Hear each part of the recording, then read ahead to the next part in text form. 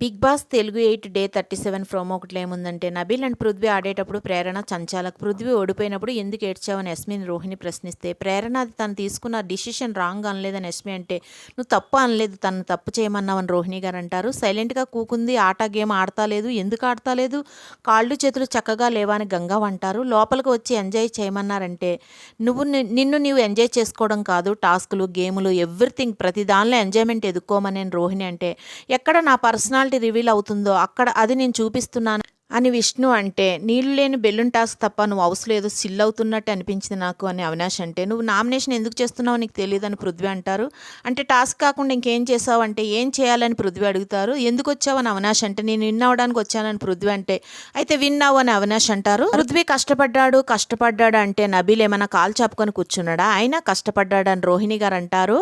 royal clans నుంచి 2 సభ్యుల్ని మీరు అందరూ కలిసి నిర్ణయించుకొని నామినేట్ చేయాల్సి